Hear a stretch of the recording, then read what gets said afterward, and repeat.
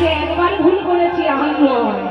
হ্যাঁ, তাহলে চলুন সবাই মিলে এইভাবে দুটি বাহু তুলে রাধে রাধে বলতে বলতে উলুধ্বনি করতে করতে যাব আমরা মধুর বৃন্দাবনে।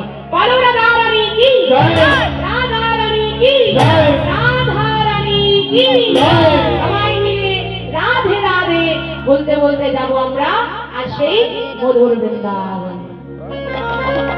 কেমন? সবাই মিলে যাবো আজ। রাধা রাধা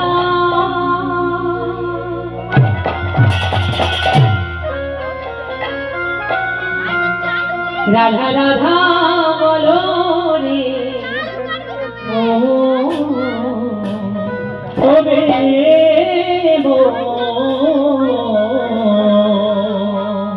চলো যাবো মধুর বৃন্দাবন।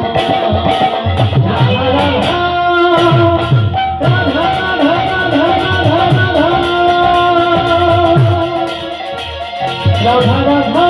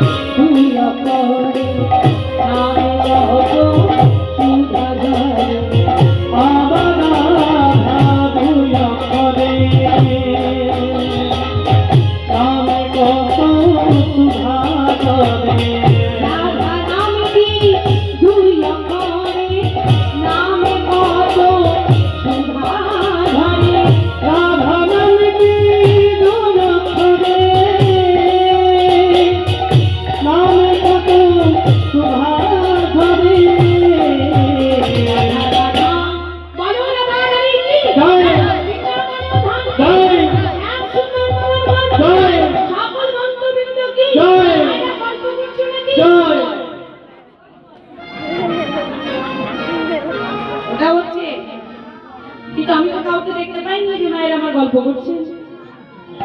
হ্যাঁ, না না, ও জয় দিয়ে ফেলেছে এমনি, তাই তো? হ্যাঁ, বেশ, এইভাবে এক মনে এক ধ্যানে আমাদের হরি কথা কৃষ্ণ কথা সাধন করতে হয়। চলুন সবাই মিলে একটু করতালি দিয়ে আনন্দ করি, কেমন দেখি? সবাই আমার সাথে করবেন, সবাই হাত তুলুন, সবাই। রাধে রাধে।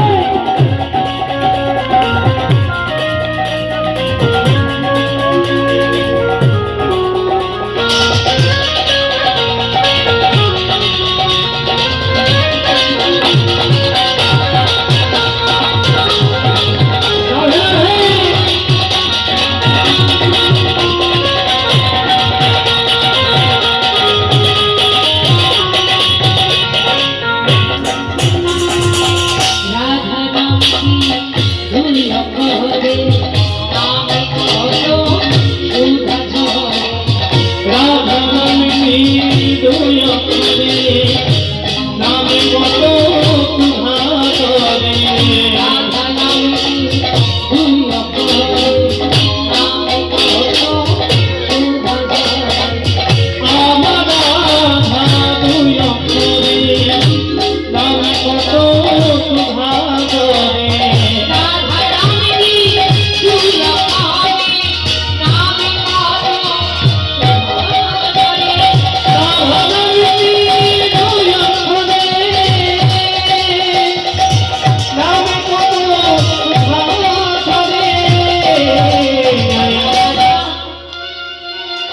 রাধা রাধা বলো রে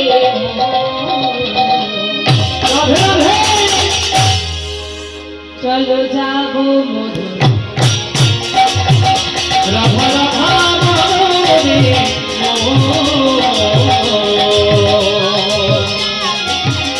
চলো যাবো মধুর বৃন্দাবন চলো যাবো মধুর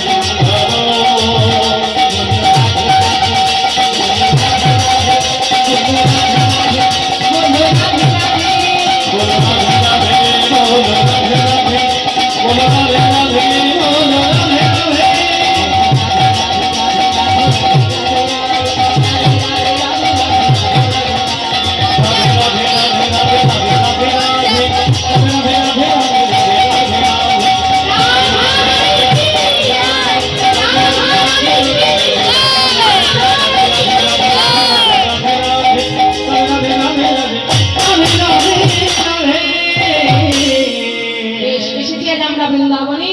এবার লীলার মধ্যে আমরা আস্বাদন করব। আজ থেকে চলে যাব 800 বছর পূর্বে।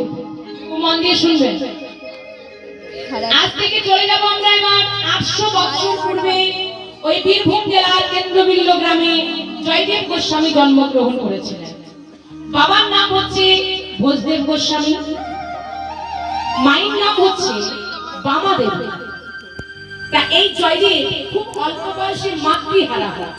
আরে বাবা, তার মাকে হারিয়ে ফেলে, মানে জয়দেবের মা মারা যায়। তা জয়দেবের যখন মাত্র 11 বছর বয়স, দেখবেন মা, আপনি যদি বলেন আগুনকে ছাই চাপা দিয়ে রাখবেন, আগুনকে কখনো ছাই চাপা দিয়ে রাখা যায়? কি গো, যায়? জয়দেবের বয়স যখন 11 বছর, ওই 11 বছর বয়সে জয়দেব তার কাব্য প্রতিভা পাণ্ডিত্য পণ্ডিত সমাজের সামনে তুলে ধরলেন। পণ্ডিত সমাজ তার পাণ্ডিত্যে মুগ্ধ হয়ে, এত পেশা ভালো না। একটা 11 বছরের বাচ্চা